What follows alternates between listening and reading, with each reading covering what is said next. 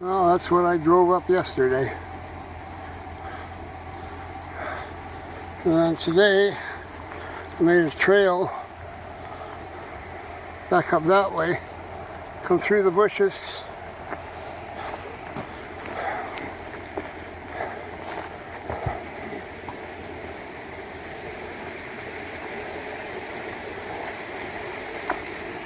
And comes down on the other side of that gravel bar in those trees there. I went through all that. There's a creek I'm going to try paddling on.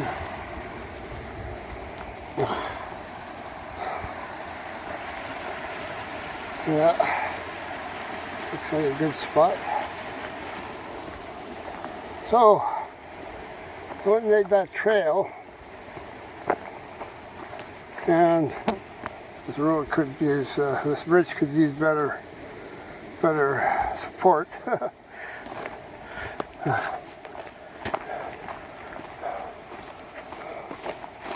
So I drove all the way like that,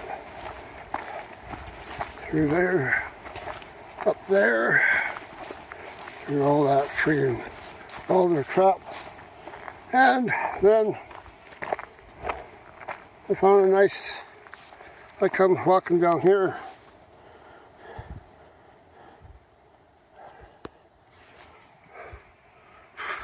Check this side of the bridge to get for access to the creek, so I wouldn't have to walk through the deep creek to get to that sandbar to pad. And I found a nice little open area here to camp in.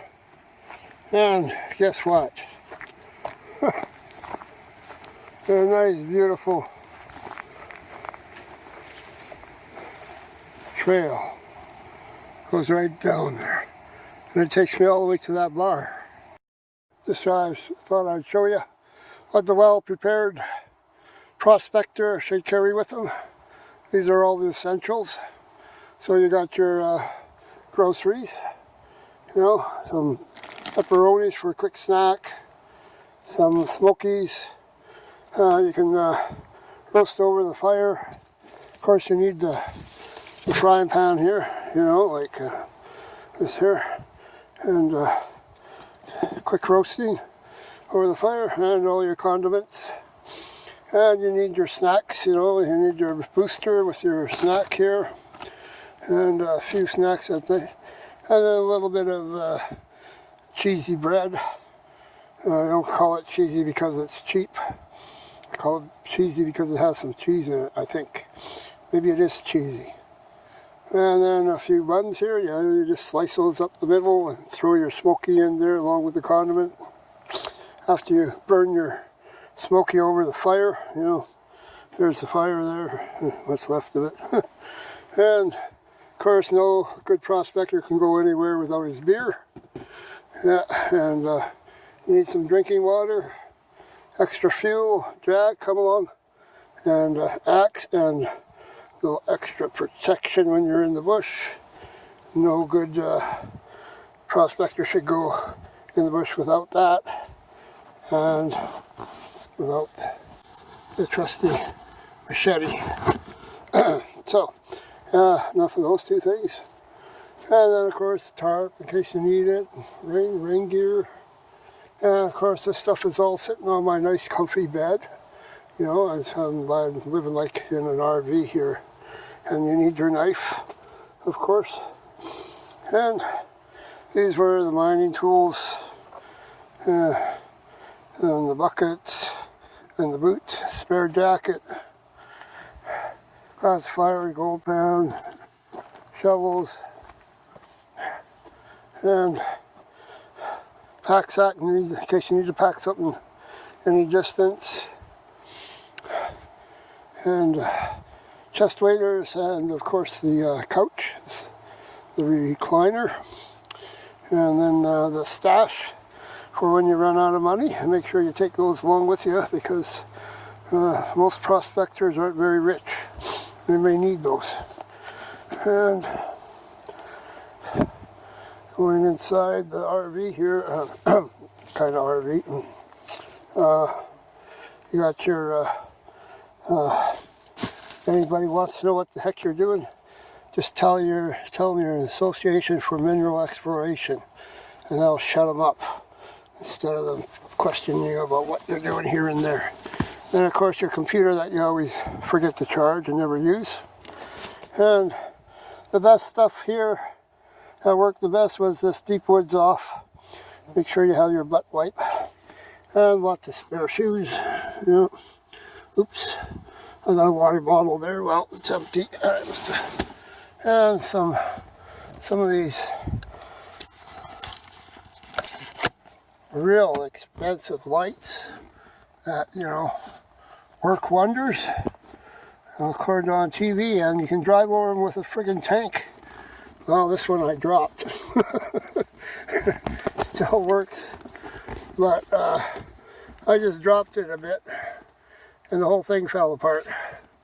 So much for driving over with the tank. I wouldn't even let it be within the 2 feet of a tank.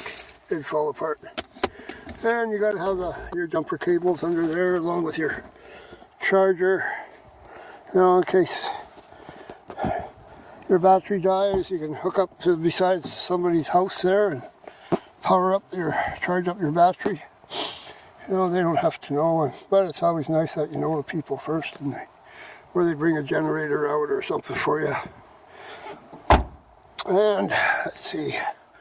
Oh, better put that out, because these only last for about 2 minutes on their lights before you have to add batteries again. Useless things. Well, they actually last longer, but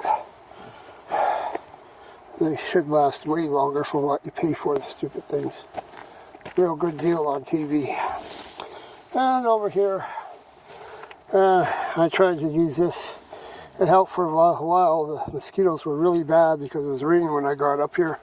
They seem to be out in hordes in the rain. And you need your pocket GPS, your Garmin. And I tried this stuff. Works great in the car. But when I close the door and roll up the windows, I have to gasp for air after about 2 hours and just about lose my breath and can't breathe. I cough for about half an hour from this one. I'll try using it more sparingly with doors open and stuff like that. But as you can see, the doors are open to keep the RV cool. And so you get all kinds of friends coming to visit. Mosquitoes, black flies, horse flies, dragonflies, you name it that flies. It flies in here somehow or another. They're lots of fun when you're sleeping. It's a real nice guess who I am and see if you can find me a nighttime game. So anyway, that's what the well-prepared prospector goes prospecting with.